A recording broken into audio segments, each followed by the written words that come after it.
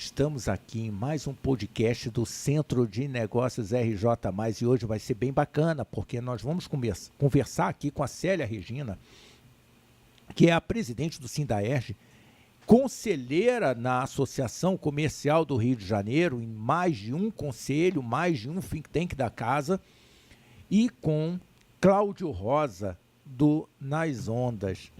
Então vem com a gente que vai ser bacana, hein?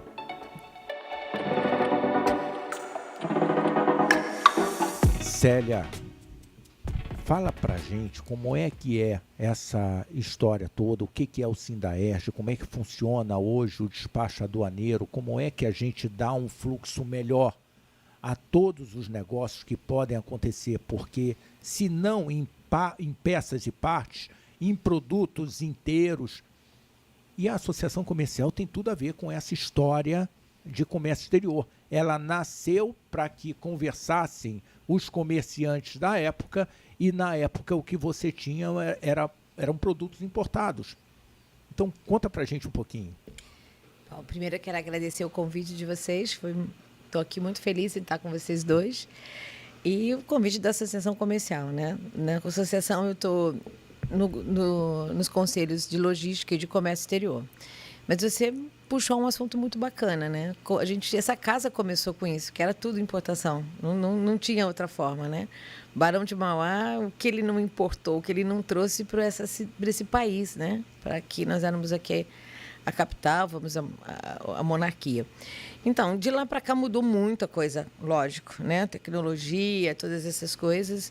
E estamos na porta de uma grande mudança agora com a entrada do INPE, que é uma Declaração Única de Importação, e o seu catálogo de produtos. Isso é a Receita Federal e todos os órgãos anuentes, todos que estão envolvidos dentro de uma importação ou de uma exportação, vão estar num portal único. Hoje esse portal já está praticamente pronto, já está em funcionamento e vão entrando suas fases. A exportação já está toda lá, a gente já tem um mapa ali, a gente tem a Anvisa, alguns estados já estão com seus Cefaz. E a grande entrada agora é da declaração de importação. Isso vai ser um divisor de águas muito grande. E vai ter uma facilitação, mas como todo início de processo, vai ter aquele impacto. Nós temos que nos preparar para isso. E essa casa aqui é a casa do comércio, né? Então, assim, o comerciante, principalmente o comerciante, ele tem que começar a se preparar. Eu costumo dizer que a indústria está um pouco mais preparada para esse catálogo de produtos, porque a indústria já tem os seus itens catalogados, né? Ela produz, então ela tem lá o parafuso, a matéria-prima, ela tem uma porquinha, todo um monte de coisas que ela tem. Ela já está isso tudo catalogado, ela já tem todos os detalhes. Mas o comércio não. O comércio ele traz o produto pronto. Então, eu acredito que vai ser o mais afetado para se preparar. Esse canal aqui está sendo muito bom para a gente alertar aí todos os importadores, do pequenininho ao grande, porque o catálogo de produtos você vai ter que descrever item por item da composição do produto. Então, você tem muitas perguntas. Você tem NCM, que é a classificação fiscal, com 30, 40 itens para você responder. E não vai ter a fuga do outros, porque quando você clicar o outros, se era 30 para responder, vai virar 50. Então, você não tem como fugir dos outros, que a gente acaba sempre indo nisso. Então, é uma preparação, a gente está trabalhando para isso, divulgando.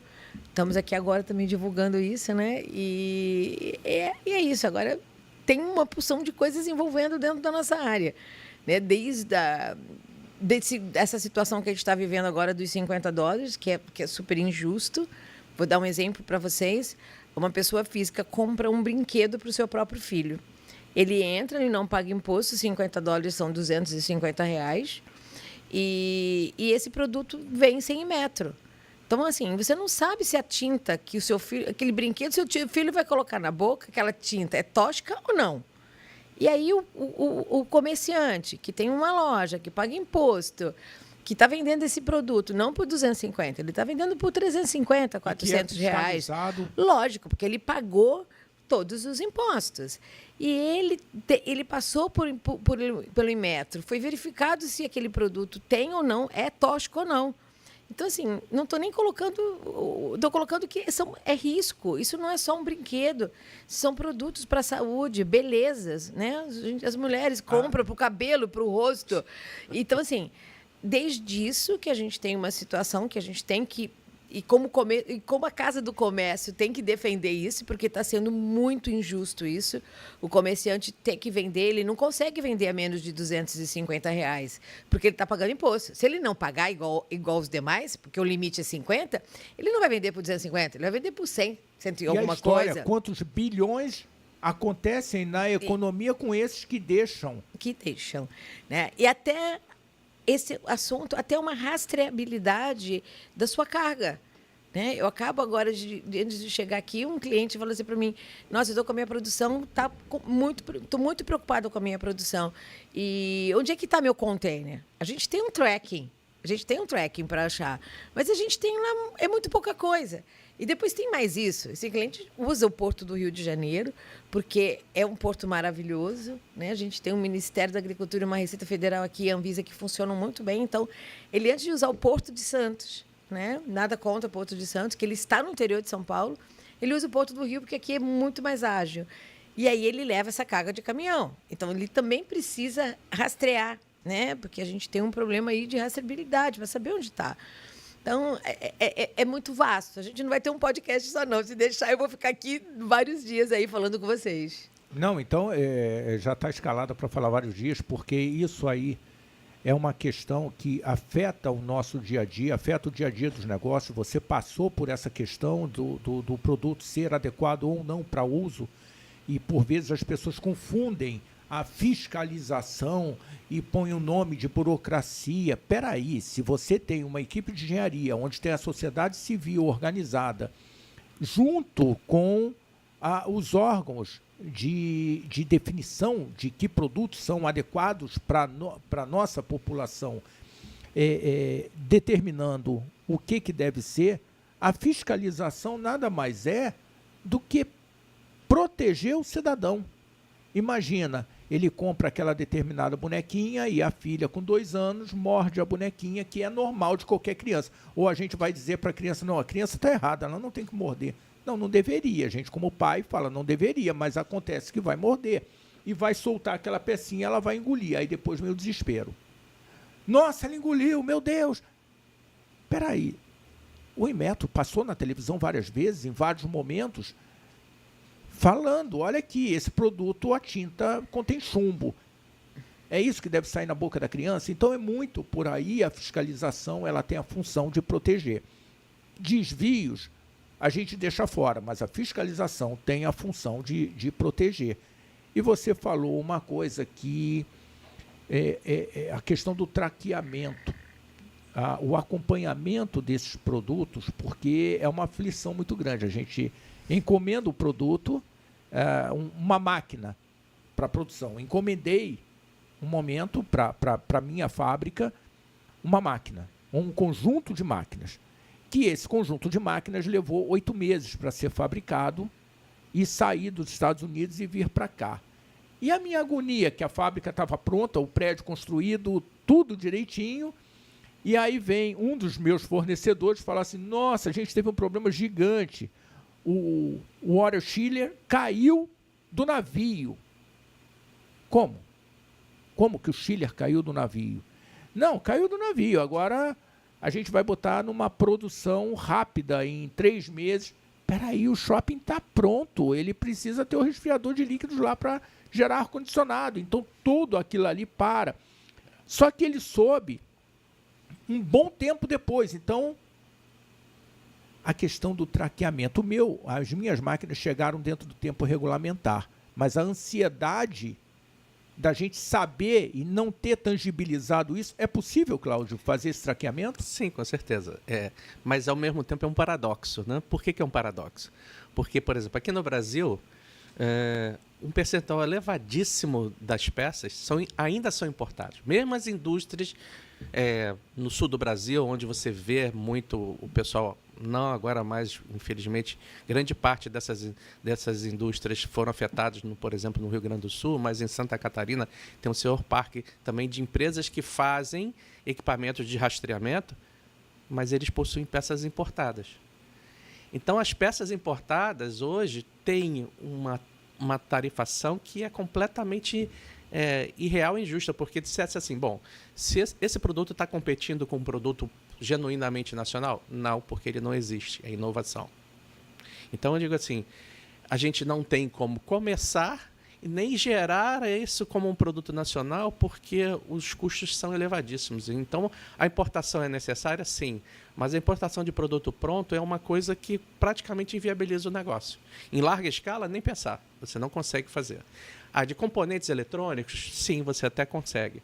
Mas o que já existe, por exemplo, para essa questão que você colocou? Já existem, por exemplo, etiquetas adesivas que têm rastreabilidade. Você pode botar num container, você pode botar numa caixa de papelão, tem vários.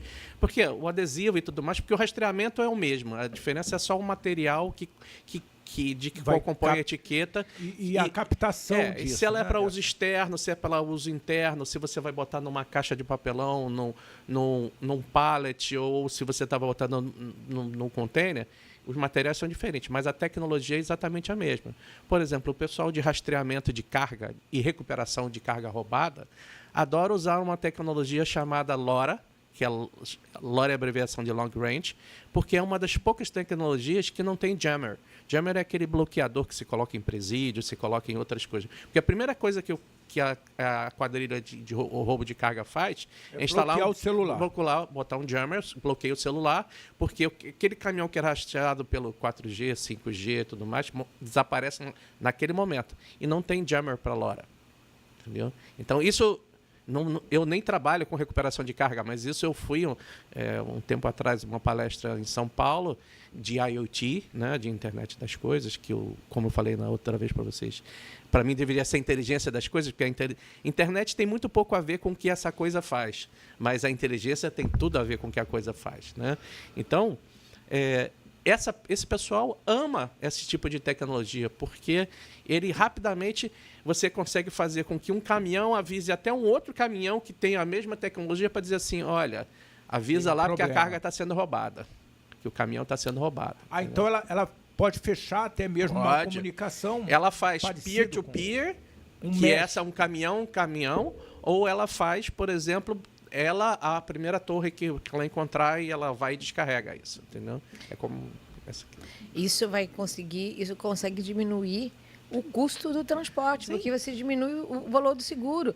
Isso é fantástico. Eu estou trabalhando nisso para uma empresa de logística que exatamente é isso, porque as pessoas precisam saber, por exemplo, aonde está o vagão de trem? Eu vou receber uma carga no porto de Rio de Janeiro, porque eu estou no Rio de Janeiro, né? Então, eu vou receber várias coisas. O meu agente de carga vendeu um transporte, vai chegar um navio de minério, um navio de containers, um navio não sei o quê. E eu tenho que montar uma composição de trens, de vagões no meu trem, para trazer aquele... Onde estão os vagões?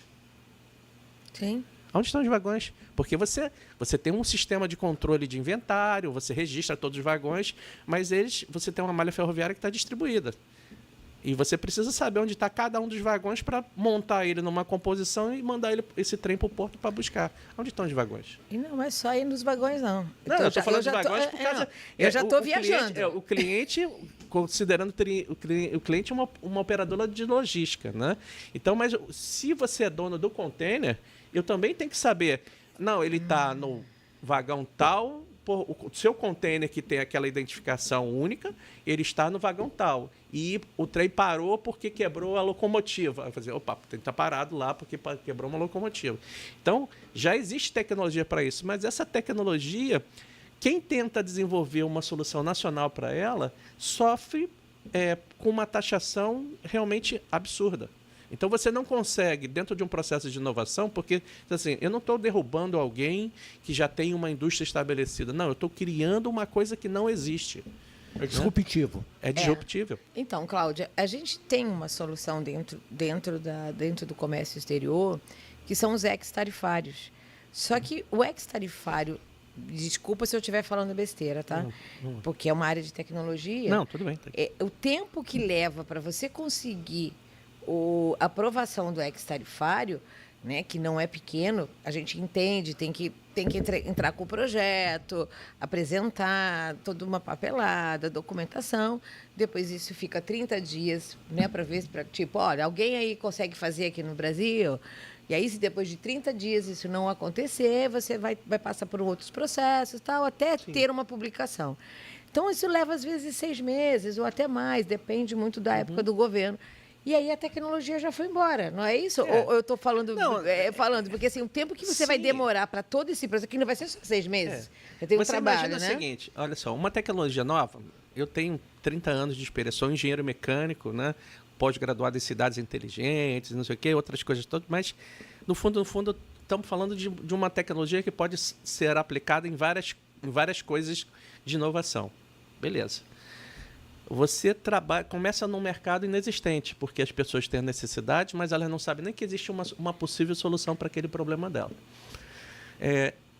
Eu aprendi que uma inovação leva aproximadamente 4 anos para ser conhecida no mercado. Conhecida como um produto comum, corriqueiro. Só que olha o cara que vai começar, olha a dificuldade que ele tem. Ele tem que acertar o tempo, porque se ele começar cedo demais, ele morre, porque acabou o fôlego financeiro dele. Porque ele teve que desenvolver um mercado, oferecer a solução dele, o mercado começar a entender que aquilo é real, é válido, mas quando ele está pronto para ir, ele já acabou. Tipo, já acabou meu dinheiro, já acabou tudo, já passaram-se anos e as coisas não aconteceram. E a gente aqui tem recebido muita gente assim. Muita gente assim. O Centro de Negócios da Associação Comercial tem o objetivo de minimizar e otimizar todo esse processo, entendendo o que a Célia precisa, o que ele tem a oferecer, sim, como que a gente dinamiza melhor esse sistema, esse ecossistema, sim, de negócios. Então, a gente entende, a gente recebe gente falando assim, puxa, será que tem como investir na minha startup, assim, o assado? E projetos excelentes. Então, a gente tenta fechar esse match também, temos vários investidores, fechar o match do investimento. Sim.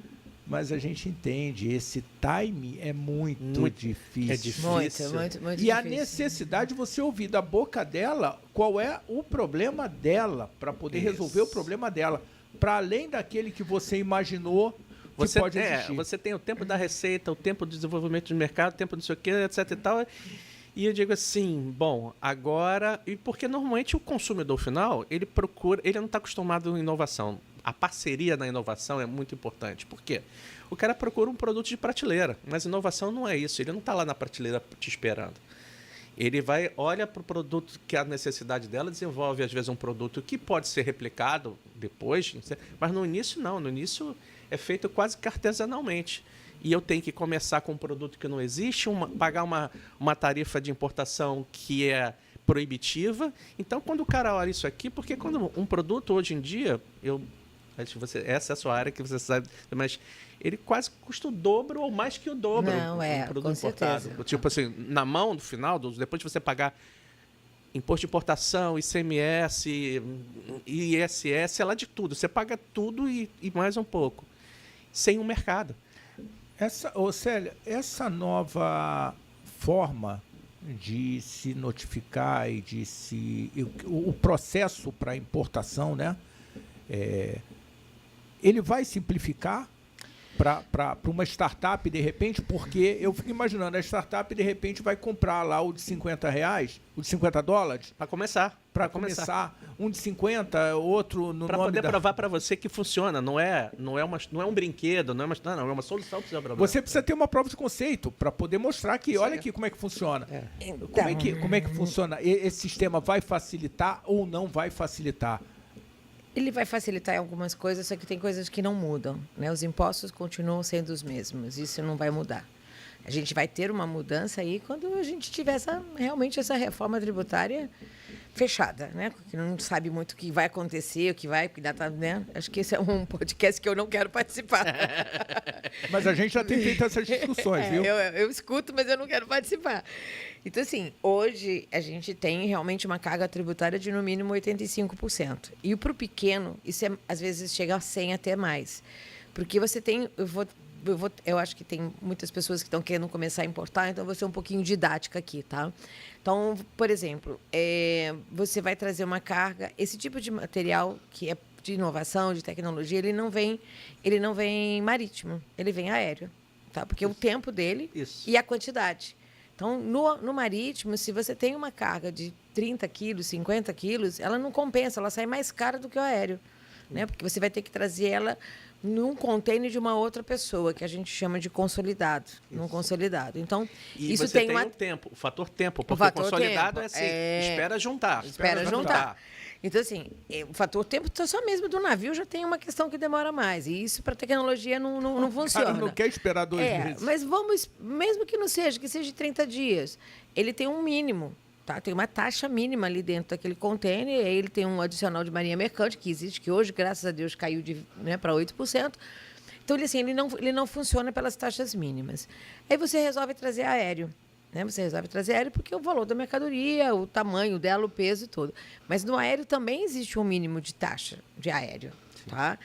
E aqui no Brasil, que é um comentário meu, Célia, não é nem de como presidente do sindicato, porque eu não posso fazer esse comentário, né? Eu acho que não posso. Eu acho injustamente, tá? É injusto você pagar imposto pela modalidade de transporte que você escolheu. Tá? Então, eu vou abrir um pouquinho mais e vou dizer o seguinte.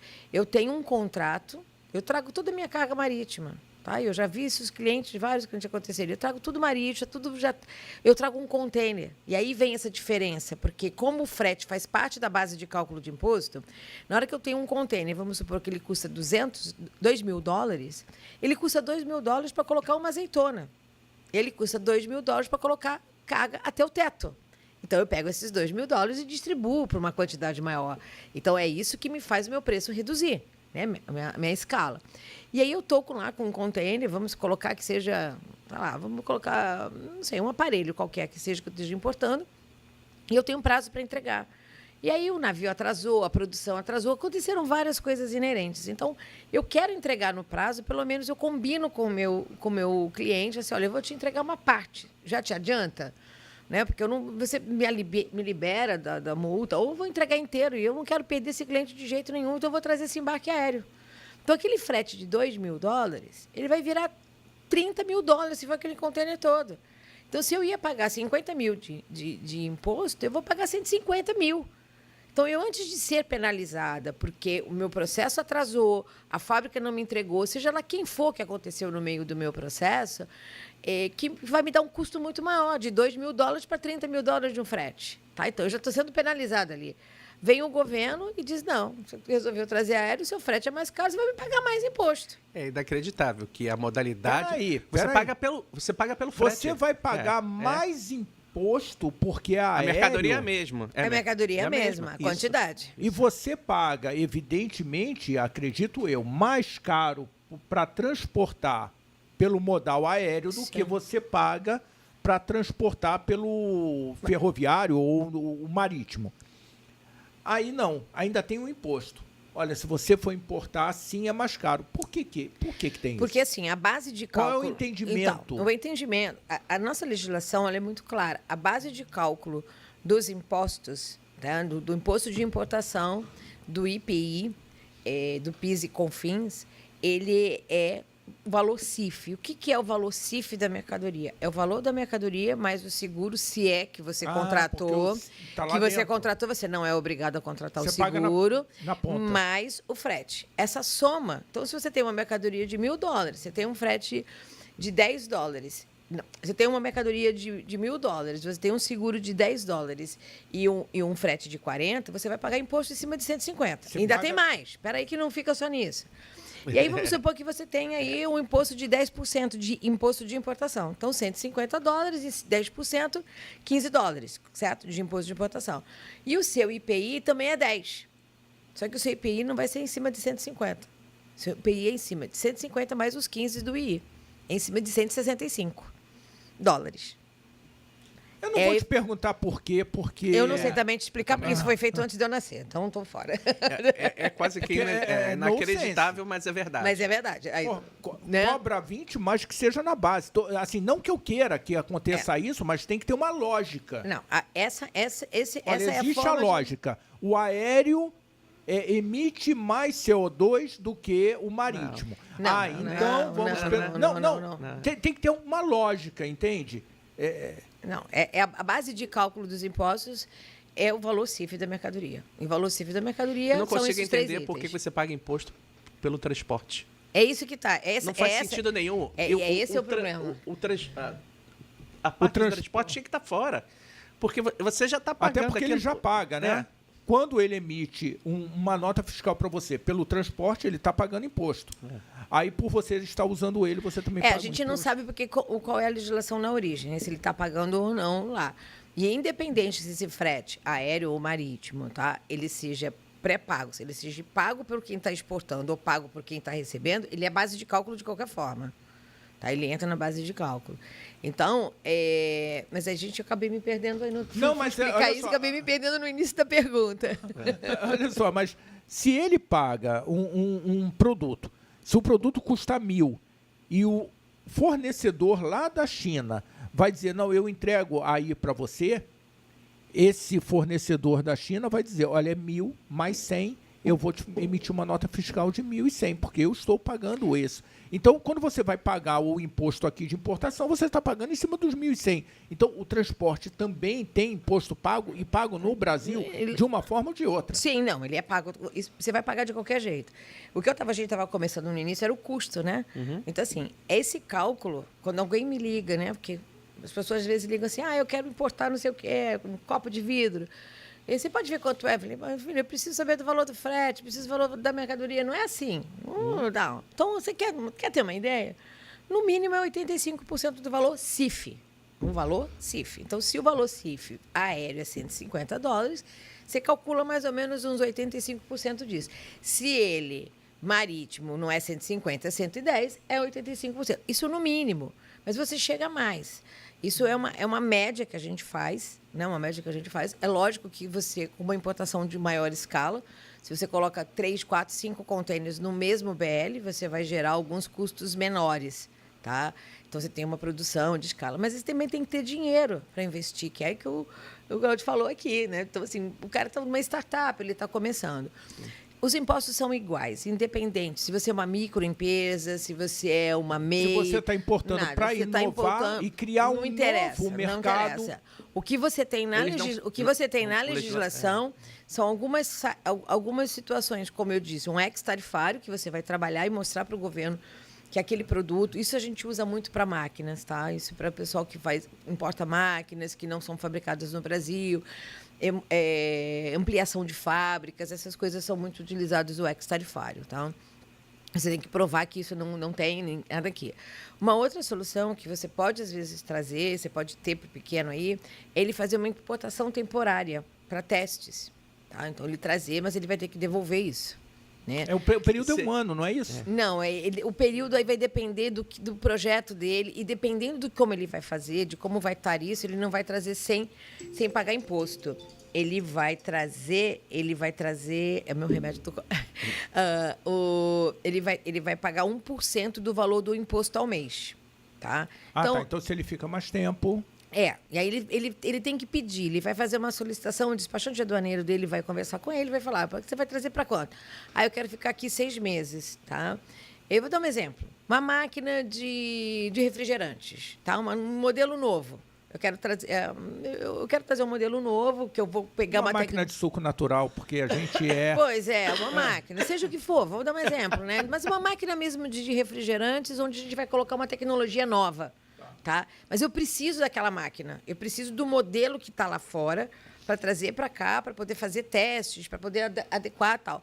Eu consigo trazer essa máquina, eu informo a Receita Federal que essa máquina vai ficar aqui para fazerem testes, etc. Eu vou ter um contrato de empréstimo, o dono dessa máquina lá vai fazer um contrato para a gente de empréstimo, e por um tempo X. Vai ter o tempo ali naquele contrato. Então, você vai entregar isso para a Receita, vai mostrar, dependendo de como for feito isso, você não vai pagar nada. Vai ficar suspenso os impostos. Você vai ter um prazo para devolver. Tem que devolver a mesma, obviamente, tal. Então, o que você vai pagar aí é o frete. Armazenagem. E tem mais uma perna da ida de então, volta. e aí e você vai voltar, você tem que voltar com ela para dar baixa nessa importação que a gente chama de temporária. Agora, peraí. E se esse produto é roubado no meio do caminho? Você tem que ter... Não, então, problema gigante, você tem que ter seguro, dependendo do valor, você tem que ter seguro para ela, ou tem que ter uma empresa ser responsável por ela. E se você quiser resolver ficar com ela, depois de tudo isso, falar, desmontou tanto, tá todo aqui, o cara lá me deu, você tem a possibilidade de ficar com ela e pagar os impostos, sem problema nenhum. E se ela entrou como uma finalidade comercial, que a gente fala, né? Um exemplo que eu posso te dar de comercial é você trazer um modelo de um carro novo que você quer fazer propaganda aqui e você ainda não tem ele. Então, você vai expor, você vai passear com ele por vários estados, expondo. Isso já tem uma finalidade comercial. Então, a Receita te fala para você me paga 1% do valor do imposto ao mês. Então, se eu vou ficar 6 meses, eu vou pagar só 6% do que eu devia. E depois eu devolvo o carro. Ou, se eu resolver ficar com o carro aqui, eu vou pagar o imposto e vou abater o que eu já paguei. Tá? Então, assim, o que eu aconselho aqui, como despachante aduaneiro, já há mais de 40 anos nessa área, tudo, é que as startups, o pessoal que queira fazer importação, o primeiro passo a fazer é procurar um despachante aduaneiro para ele ir explicar. É como se fosse um advogado, sabe? Explica o que você pretende, o que você deseja, o que você quer. Não tenta fazer malabarismo, mandar por DHL, vai passar o primeiro, vai passar o segundo e depois não vai passar mais. Como pode não passar nem o primeiro, né? Nem o primeiro. A Receita Federal tem um gerenciamento de risco, tá? Eu falo que a gente tem um chip no corpo da gente. A Receita Federal sabe o que a gente gasta, o que a gente não gasta, o que a gente compra. Então, tem um gerenciamento de risco, não é justo, sabe? A gente tem que entrar nessa esfera. Não é justo que uma empresa... Pode ser se a legislação não é justa, é uma coisa, né? Mas o que está aí da legislação, a gente tem que entender isso. Não é justo que as pessoas comecem a trazer por mala ou por DHL, seja aquilo, e não paguem imposto, né? Então, o gerenciamento de risco da Receita é para isso. Ele é para isso, ele é para buscar essas alternativas erradas que estão fazendo. A gente pode brigar que o imposto está muito alto, que não está justo pelo frete e que as startups poderiam ter um benefício dentro de uma legislação. Mas dentro da legislação atual hoje, dentro do legal, a legislação é muito clara, tá? Então, assim, e cada vez mais isso se fecha, né? Isso se fecha porque está aí a sua tecnologia, né, Cláudio, que você gosta, está aí ela cercando. Tem que cercar. É a história do brinquedo, é a história de um produto de beleza que você vai passar no rosto e vai acabar. Imagina uma menina aí novinha, de, sei lá, 17 anos, 18 anos, passar um creme e arrumar. Então, Posso assim, falar da minha de 10 anos, que fala, papai, compra isso, compra aquilo. Eu falei, cadê o selo do Inmetro, meu amor? Que às vezes esse produto está até lá numa loja, né? Sim, ele está na... Infelizmente, de repente, está na loja sendo vendido e entrou de alguma forma diferente. Aí a Receita que tem que... E aí eu que está fiscalizando, né? Eu pego aquilo e falo, cadê essa máscara? Ela que não é máscara para quê? Suavizar a pele, mas já é suave. O máximo de suavidade, você tem 10 anos. Não, mas ela quer. Tá bom, então vamos olhar aqui e ver se tem Inmetro. Falei, mas não tem nenhum selo do Inmetro aqui. Não compre. Ah, não, mas a moça... Papai, olha só. Olha aqui no TikTok. Olha aqui a moça... Vamos perguntar a moça do caixa. Meu amor, eu não vou perguntar a moça do caixa, porque nem ela talvez saiba disso. Então, é realmente preocupante essa questão, essa informação que você está dando, ou essa recomendação de caminhar certinho e brigar. É lógico, aqui é a casa que a gente vai brigar por melhores situações, por melhores possibilidades de negócios, de desenvolvimento, mas dentro do legal.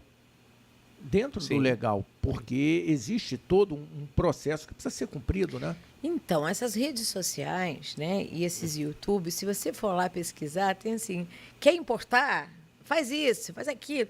Não, e outro dia eu estava vendo, na verdade eu fui curiosamente procurar no YouTube, porque num evento da Receita Federal, todo mundo aqui já assistiu ou vai assistir aqueles programas da Receita Federal, e tem de outros países também, que é a área restrita, né? Mostra o pessoal sendo pego e tal. Sim, Colômbia. E tal. E vamos falar de Brasil De aqui, São né? Paulo. São Paulo aparece direto no programa. Direto. Então foi o pessoal deles, eles estão indo, estão mostrando também as coisas nas cargas pra gente, né? Porque o esquife, que é vamos supor, uma pessoa, seja onde for, acontece um acidente, ela venha a falecer, um estrangeiro num outro país, né? Você tem que fazer um translado. Pode ir até as cinzas, ou pode ir coisa. Isso tem que passar por um scanner. Isso não passa direto. Então, tem toda uma fiscalização e uma inteligência por aí.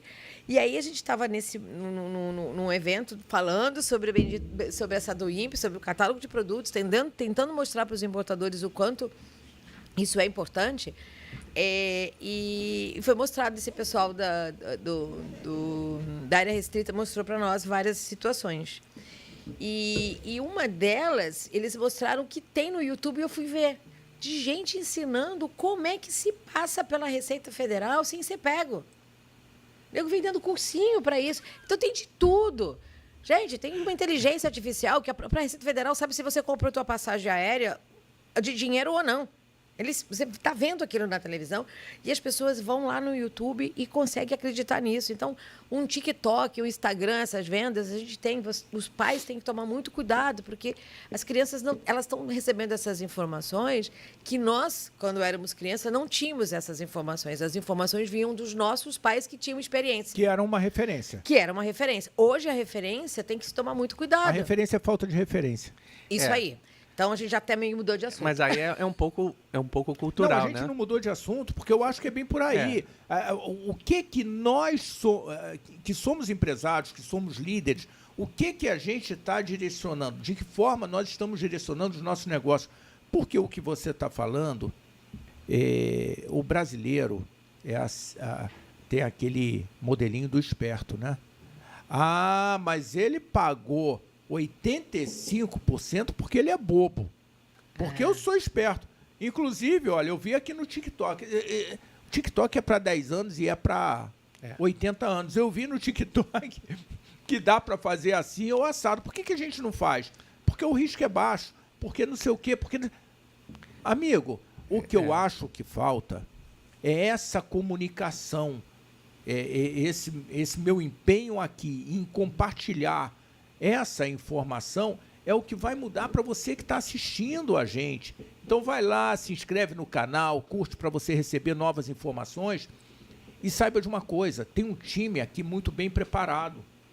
Se você está pensando, ou se você já faz negócio no estado do Rio de Janeiro ou no Brasil, vem para cá, porque talvez você encontre um cenário diferente de um time. Não somos muitos, mas somos muito empenhados e muito capazes. A gente precisa de mais braços, né? Não, Célia, né? Não, com certeza. Cláudio, Sim, a gente precisa de mais braços. Então vem para cá, porque é esse time que vai lutar por reduzir um imposto de forma legítima nas câmaras legislativas municipais, nas estaduais, na federal, para que a gente tenha um Brasil mais eficiente, um Brasil mais inovador.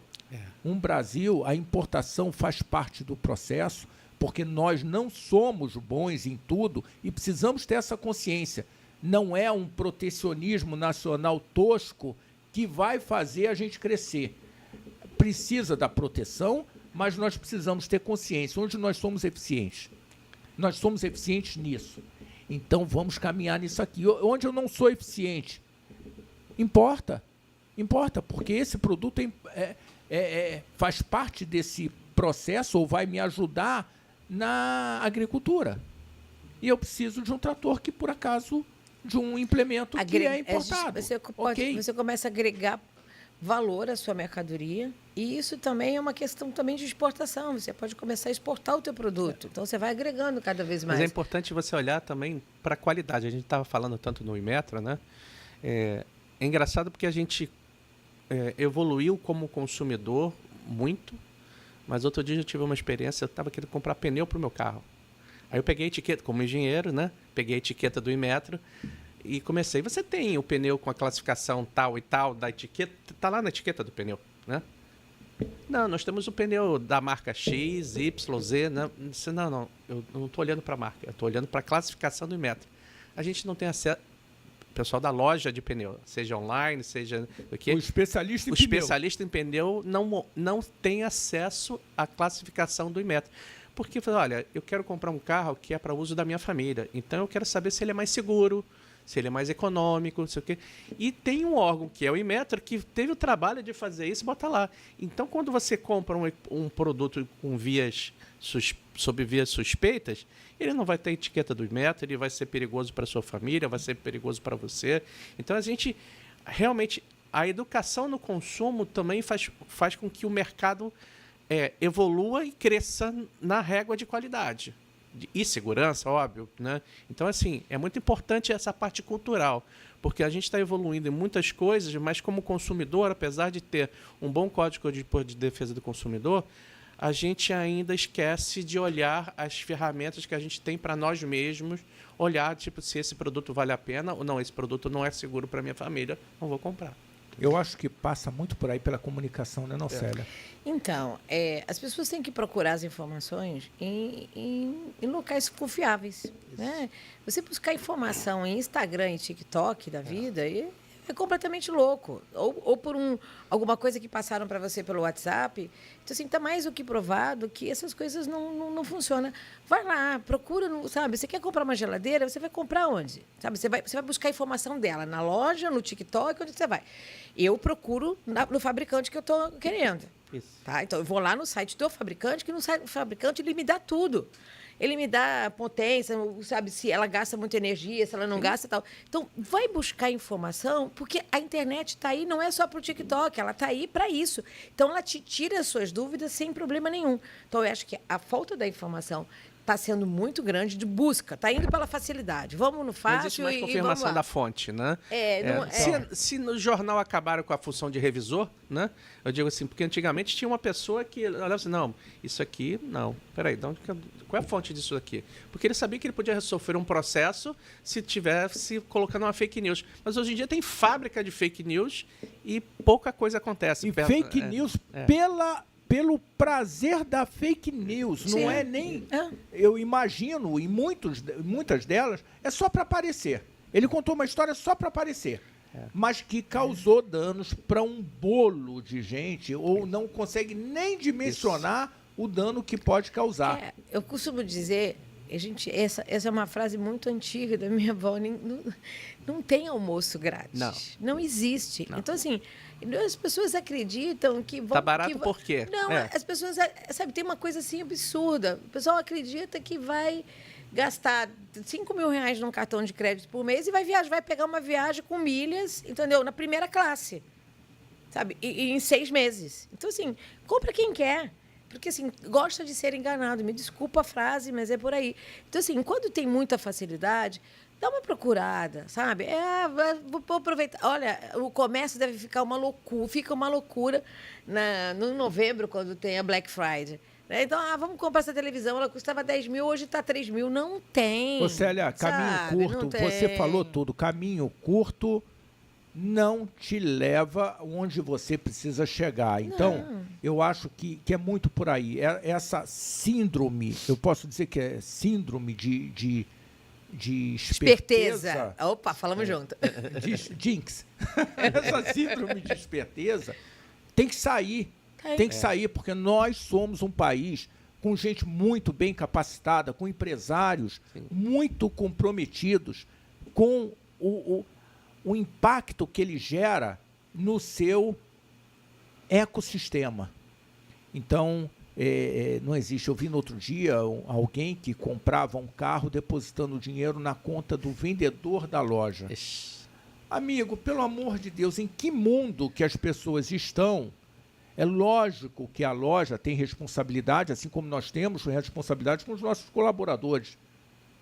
Mas, espera aí, quem é que deposita quase R$1 milhão para comprar um carro na conta do vendedor da loja?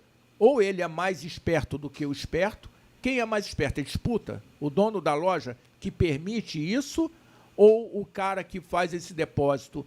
É uma disputa que é uma corrida de ganso, né? Sim. Coisa de louco. Pois é. E aí, assim, essas derrotas ninguém coloca na rede social, né? Porque não, tem coisa Tem que gente não, coloca. eu só vejo nas redes sociais coisa boa. Gente maravilhoso, Gente maravilhoso, lindo, bonito, em lugares rico, maravilhosos, né? rico, todo mundo muito ali. Então assim, a derrota ninguém coloca. E na hora que se você faz uma coisa certa, você paga o valor correto, o valor justo, e muitas das vezes você é taxado como um bobo. Um bobo, Jinx. entendeu? É um jinx de novo, né?